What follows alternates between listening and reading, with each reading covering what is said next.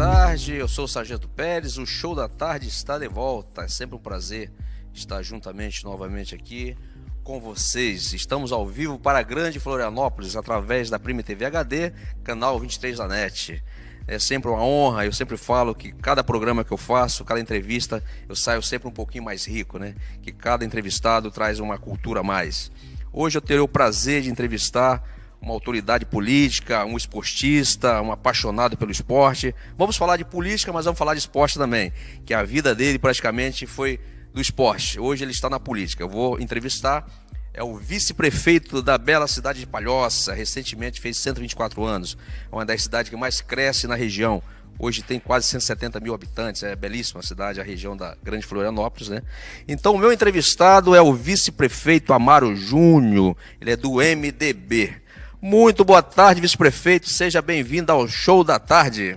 Boa tarde, Sargento Pérez. Boa tarde, amigos de casa. A satisfação é toda minha estar aqui no programa. Vamos trocar uma ideia, falar sobre Palhoça, falar sobre nosso querido Guarani. Enfim, estou aqui à disposição para fazer os esclarecimentos. Maravilha, vice-prefeito. Muito obrigado, né? Então, vamos falar da bela Palhoça. Ela fez recentemente 124 anos, né? O senhor atualmente é vice-prefeito pelo MDB.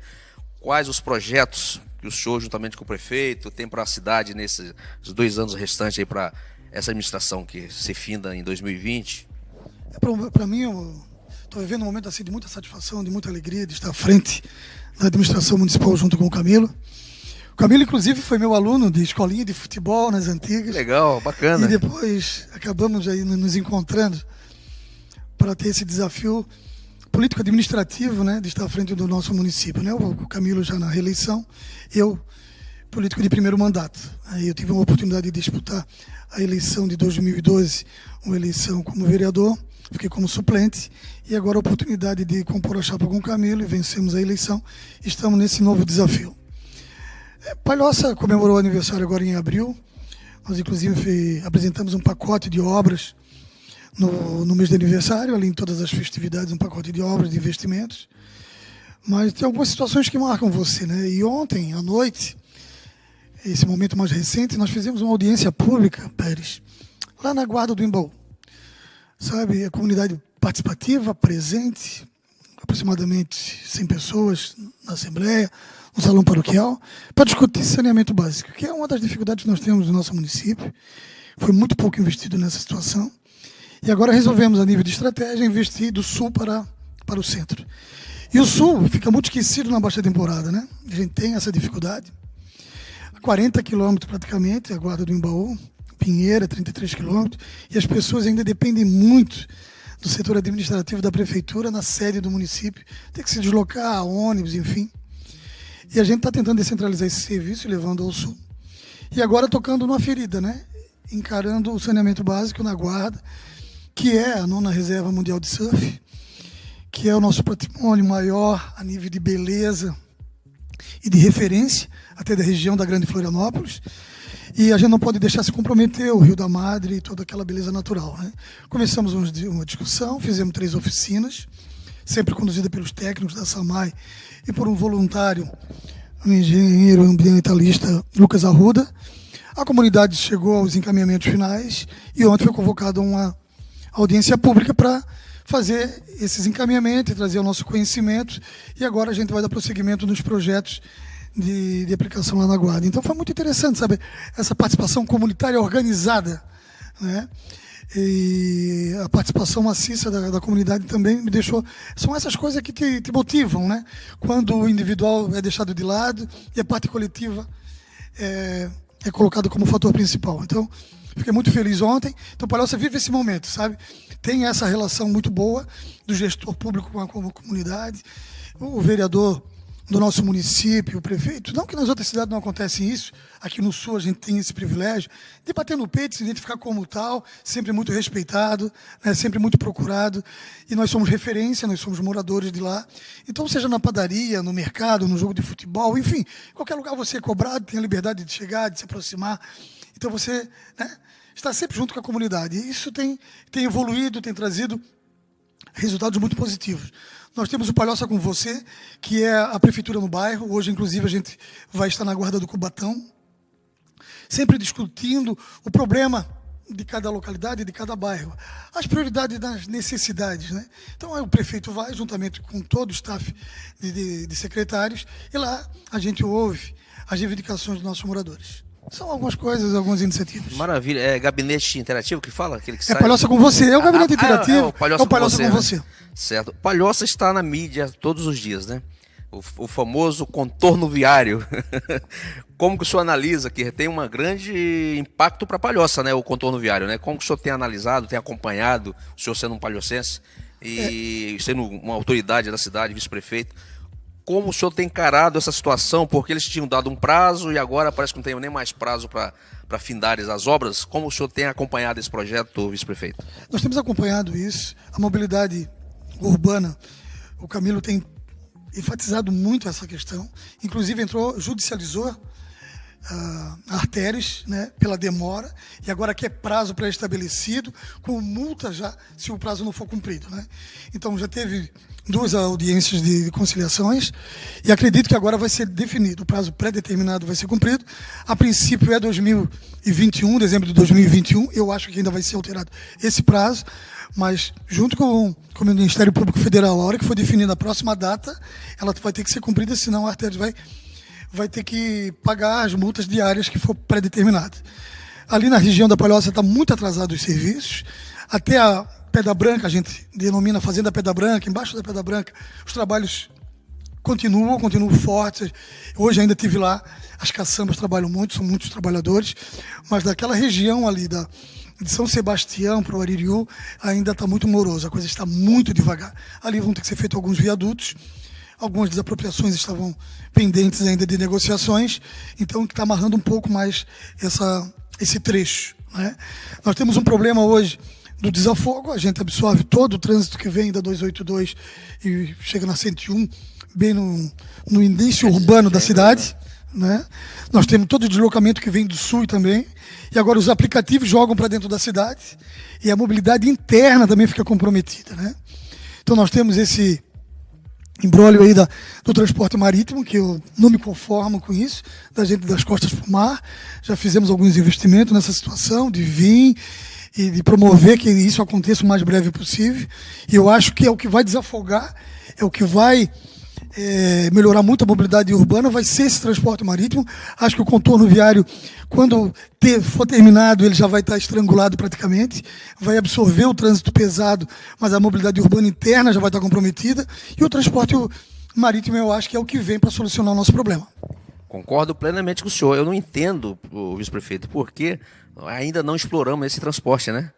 Principalmente a Grande Floripa, né? Que essas regiões aqui bem próximas uma da outra. Por que não aproveitamos, né, esse potencial aquático, marítimo que nós temos, né, Bruno? É verdade. Culturalmente, né, a gente das costas para o mar, né? Inclusive as casas fazem fundo para o mar e de frente para a estrada, né?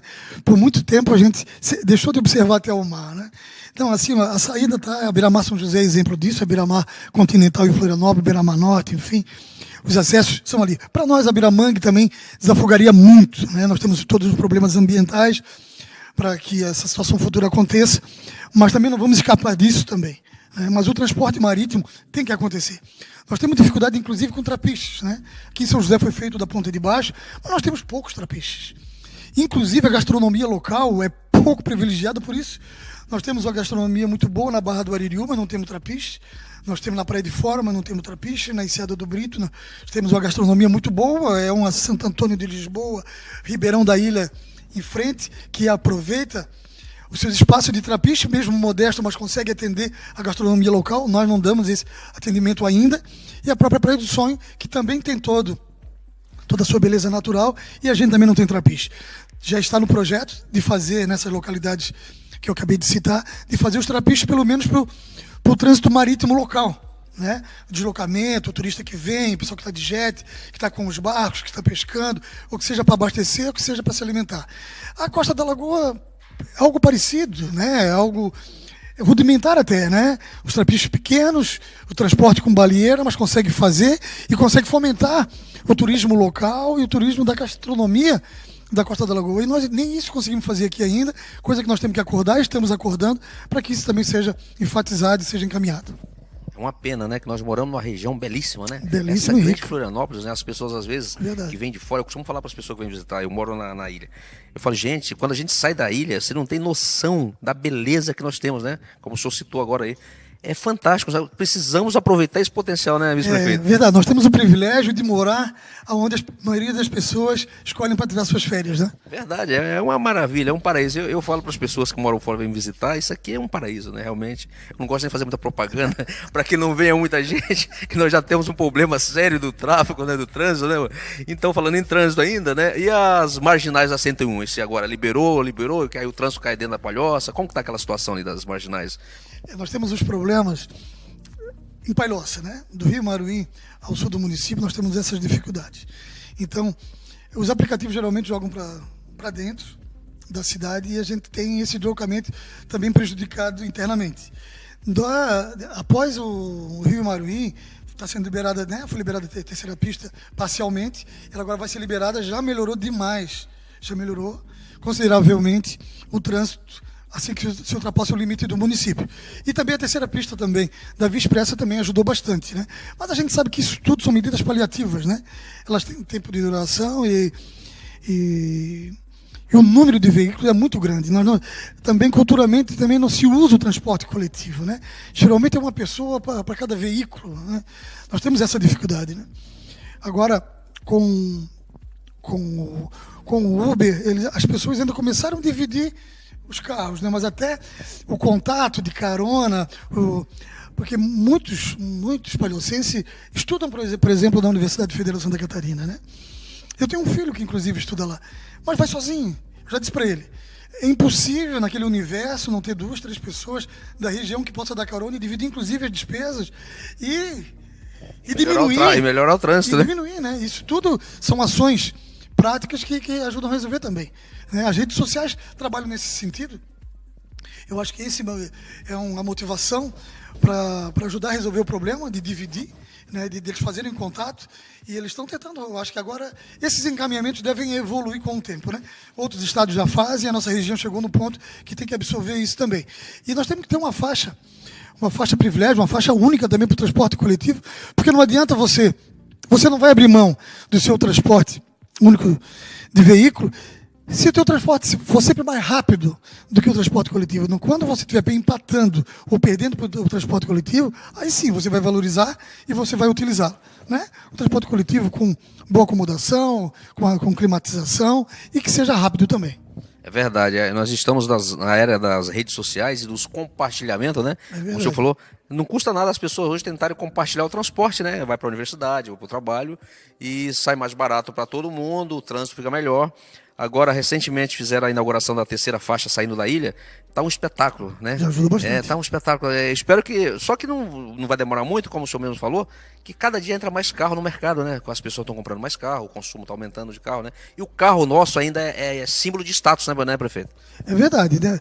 Mas uma dessas pistas, se a gente deixar para táxi, né, e para o transporte coletivo, a gente já consegue dar uma diminuída também e valorizamos um pouco mais o transporte coletivo. Com certeza, essa é a ideia, né? As pessoas usarem mais o transporte público, né? A ciclovia também, né?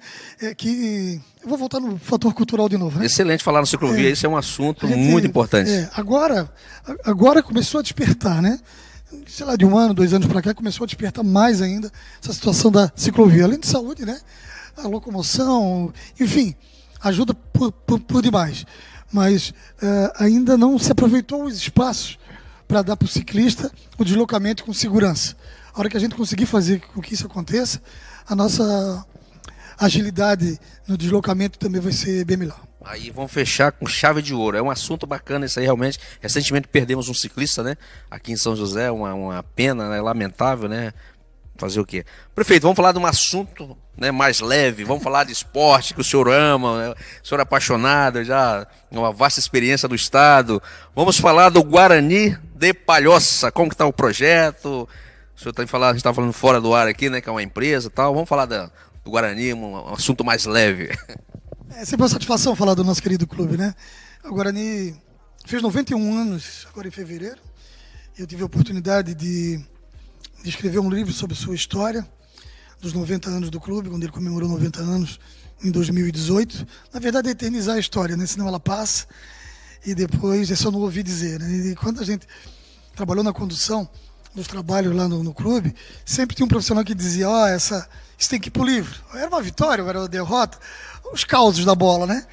E eu fui anotando esses causos, poucos acreditavam, e esses causos, né, acabou gerando um livro, que ele foi baseado num trabalho de pesquisa, nos livros-atas que tem lá nos arquivos do clube, né, os documentos que tem nos arquivos do clube, as pessoas que vivenciaram, que tem muitos que estão com 90 anos, 80 e poucos anos, que vivenciaram isso com seus pais e que puderam dar seus depoimentos, e uma história muito real, muito próxima também.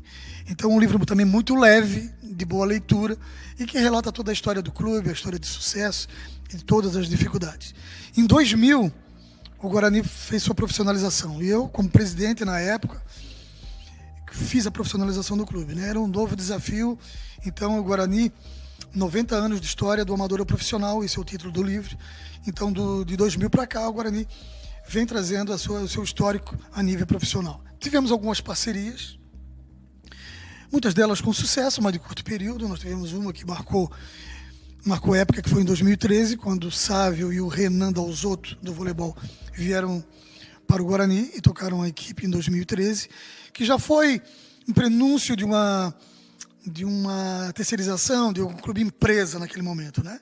Mas aí o Renan foi convidado para voltar para a CBV, para a Seleção Brasileira de Voleibol, e aí o projeto parou ali. Em 2014 eu conheci o empresário, o seu Mauro, dono da empresa Paraty, estreitamos relacionamento, e em 2015 a gente oficializou uma parceria e tornamos o Guarani um clube empresa, Guarani de Palhoça Futebol Limitada. O Guarani hoje tem selo de clube formador, trabalha nas categorias sub-15, 17 e 20 profissional, está alojando hoje aproximadamente 70 garotos. A maioria deles vem em busca de seu primeiro emprego no futebol. Temos vários garotos daqui da nossa região. Mesmo morando na região, alguns deles moram no nosso município, no nosso alojamento. Estudam no contraturno. Temos alguns garotos em alguns clubes do futebol brasileiro. Do futebol internacional ainda não, mas o mercado nacional a gente tem buscado alguns espaços. Teve menino no Palmeiras, no Ituano, no Grêmio, no Inter, no Atlético Paranaense e no Curitiba. O menino que fez o gol do título do Atlético Paranaense é do Guarani, 50% de parceria. Ele bateu o último pênalti do título do Paranaense esse ano, o Kelvin. Então nós temos umas histórias muito boas, né? Então, o Guarani tem buscado seu espaço. A segunda divisão começa agora dia 2 de junho. A empresa buscou o técnico Hudson Coutinho, que mora em Palhoça, é um palhocense de coração. Vai ser novamente o treinador. Outra equipe começou a fazer os trabalhos ontem, a equipe profissional. E então, dia 2, deve estrear na competição catarinense em busca de mais um acesso. Maravilha. O senhor tem uma vasta experiência no esporte catarinense. O senhor já trabalhou em outros clubes, né? Do Guarani, fora da Grande Floripa aqui. Aqui em Santa Catarina eu tive a satisfação de trabalhar no Figueirense em 2004. Trabalhei no Brusque, comandando a equipe profissional em 2008. Trabalhei no Tubarão também, em 2006. E trabalhei no Nordeste, dirigindo o Sergipe, em 2007. Mas o Guarani, na verdade, sempre foi... Vira e mexe, eu estava ali, né? Fui treinador, a paixão. Fui treinador por várias vezes. Além de ter sido presidente que profissionalizou a equipe em 2003, o primeiro acesso do clube, eu estava no comando técnico, né? Nós fomos campeão invicto naquele ano. A final contra o Figueirense em 2004 também era o treinador. E aí depois, no acesso de 2012, eu era o presidente, o Hudson era o treinador. O acesso de 2014, eu era o treinador de novo. Então tem uma história, né? E fizemos alguns bons jogos contra o Figueirense, contra o Avaí. Um jogo que ficou muito marcado foi um 5-3 no Avaí, lá no Renato Silveira, o quadrangular final com o Figueirense, a vitória em casa de 1-0, né? Jogo para 4 mil pessoas, e aí tudo com arquibancada metálica, porque na época se permitia.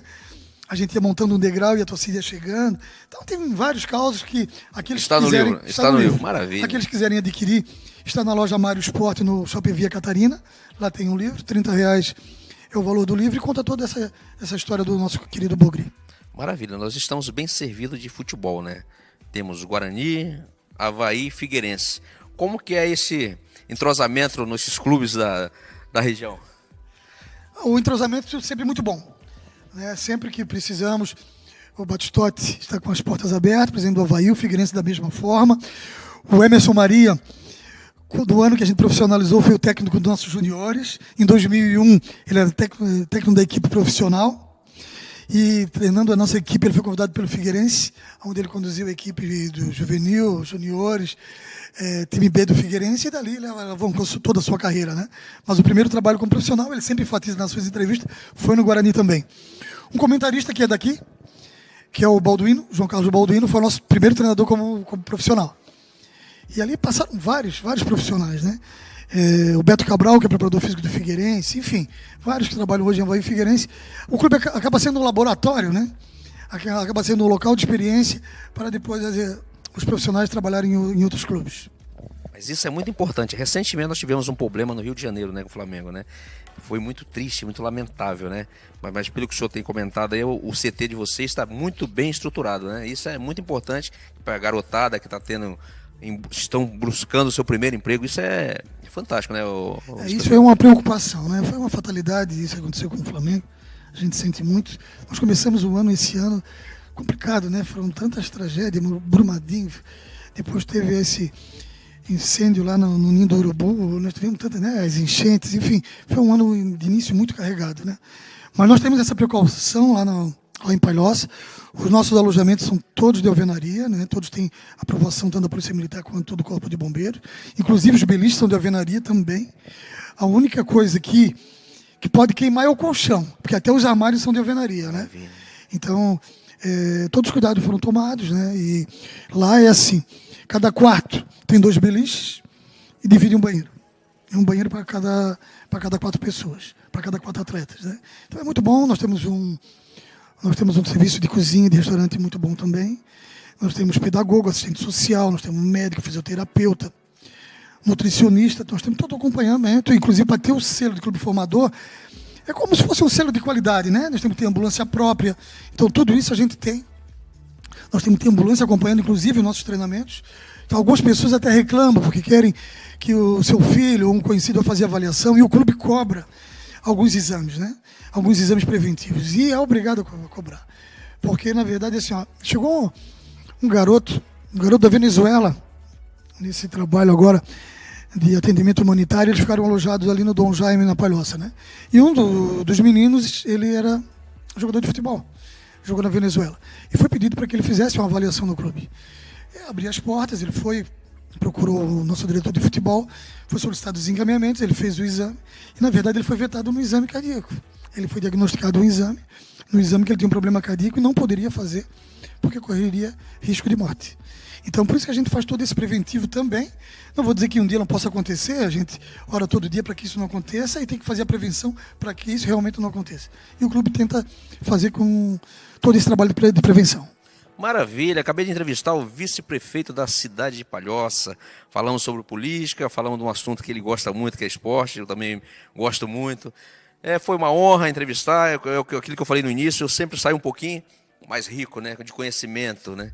Então eu quero agradecer a você, assinante, a você, internauta, pela sua companhia, né, até agora nos assistindo. Eu agradeço também o vice-prefeito de ter largado os seus compromissos e vir conceder essa entrevista para nós. Vice-prefeito, muito obrigado por sua participação no Show da Tarde. É uma honra. O Show da Tarde está de portas abertas para os novos projetos. Se o senhor quiser apresentar sobre o Guarani, de política, nos procure. Sargento Pérez, foi uma satisfação de poder estar aqui e estar trazendo as informações, alguns esclarecimentos aos palhocenses e ao pessoal da região da Grande Florianópolis. Quero lhe presentear com o livro. Muito obrigado, muito obrigado. Quero lhe presentar com o livro que conta toda a história, que eterniza a história do clube. E dizer àqueles que acompanham toda a minha trajetória que em algum momento eu tive que abrir mão do esporte, né? Abrir mão da chuteira, do tênis, do agasalho e botar terno e gravata, sapato, porque a política precisa de pessoas boas também, pessoas comprometidas com sua cidade, com sua região, para buscar melhorias, né? Para buscar melhorias, que se comprometa, que esteja no dia a dia também, porque dando a cara para bater, como a população costuma dizer, porque a gente não pode fugir do embate, que os problemas são muitos. A gente faz muito pelo nosso município, mas falta muito por ser feito ainda, né? Mas o nosso compromisso é de dar prosseguimento nessa caminhada, de cada vez construindo uma Palhoça cada vez melhor. Maravilha, muito obrigado por sua companhia. O Show da Tarde termina aqui. Amanhã estaremos de volta com um novo programa. Fiquem todos com Deus.